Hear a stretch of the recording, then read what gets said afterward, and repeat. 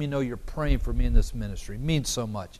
And for those of you who've been able to step up and sacrifice and help me financially, a very big thank you to you as well. You make all this possible. I wish Comcast, my TV8, would give us this airtime, but we have to pay for it. We've got production people that need to feed their families, so there are costs involved. You make this possible. Trust me when I tell you this program doesn't raise money so I can buy a new building or buy another 100 employees or a new jet plane to fly around in, as so many ministries sadly do. The money we use goes right back in this program as we're syndicating it in other cities, and it just is a blessing to see the response. Because let me tell you something. Those of you who watch this program understand this isn't like anything else on television. You're not going to see this anywhere else. You're not going to hear these truths anywhere else. But it's something that needs to be said. Somebody needs to be in the marketplace sharing these truths with the masses. And you help keep me here each morning, make that possible. Thank you so much. It really means a lot. Today we're talking about Israel. Why is Israel a big deal? Why is Israel important? Well, first of all, you don't need to be a Bible scholar to understand that it was Israel that God chose back in the early pages of Genesis to be His chosen people. Now, some people have said, why is... I don't know. You're going to have to ask God that one day. I can't answer that. All I know is that God chose a man named Abraham and made a promise to Abraham that all the peoples of the earth would be blessed through him. Abraham became the father of Israel. Abraham became the patriarch of the people we know of today as the Jewish race. Why God chose Abraham, again, that's only a question God can answer. But way back in Genesis 12:3, God gave Abraham a specific promise that's still in effect today. And it's the basis from which our relationship with Israel is made. When God said, I will bless those who bless you, I will curse those who curse you. You see, Barack Hussein Obama, our current president in this administration, is on the wrong side of God on the topic of abortion because they support the killing of innocent babies, on the topic of marriage because they support the perversion of God's holy institution through same-sex marriages. They support the perverted practice of homosexuality. And they also support the enemies of Israel. Do you know this government just gave $400 million to the Palestinians, the enemies of Israel? Now some people say, well, we give billions every year to Israel, as we should.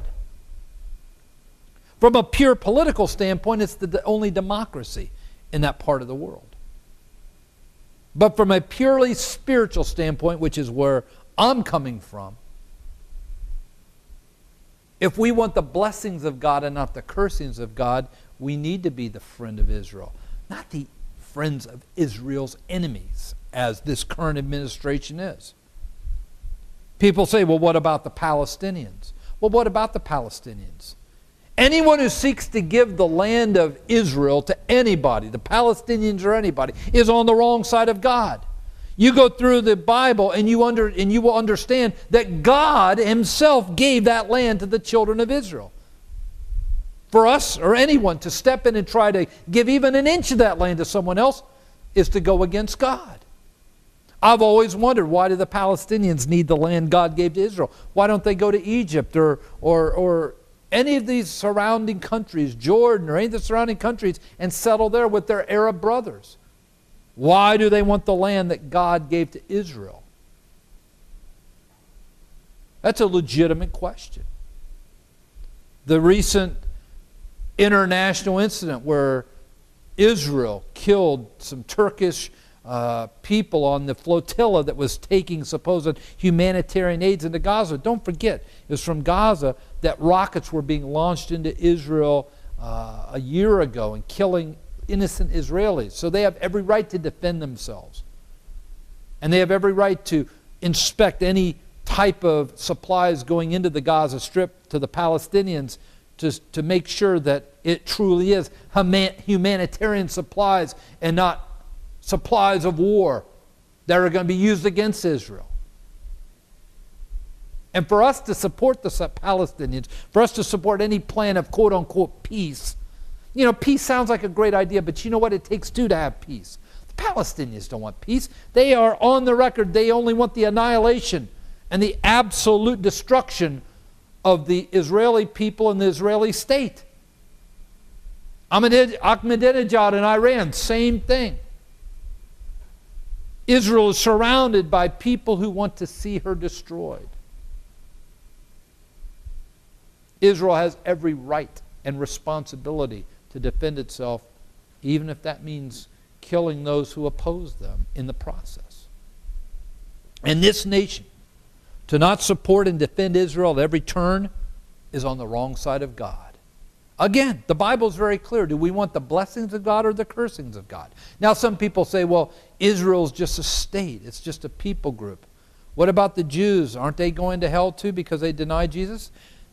That is an individual choice that each person has to make.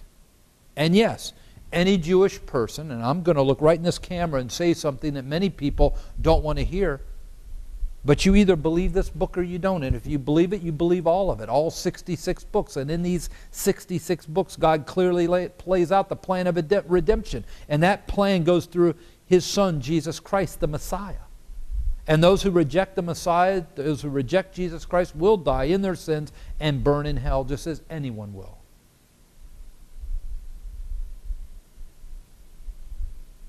I have so many wonderful friends, some who were in the original Jews for Jesus movement, who have done a wonderful job of taking the gospel to the Jewish people. One of the greatest ways to witness to a Jewish person is to just take them back to the Old Testament that they believe in and look at the prophecies regarding the Messiah. And you take those prophecies in the Old Testament of the coming Messiah, and I can then go to the New Testament and show you where every one of those was fulfilled through Jesus Christ. For any Jewish people out there watching right now, all I can tell you is email me at bkeller@liveprayer.com. My email address is going to come up on the screen. Jot it down. If you want me to show you the fulfillment of those Old Testament prophecies in Jesus Christ, I would be glad to do so, because you can't deny, if you really believe the Bible, that Jesus is the Messiah.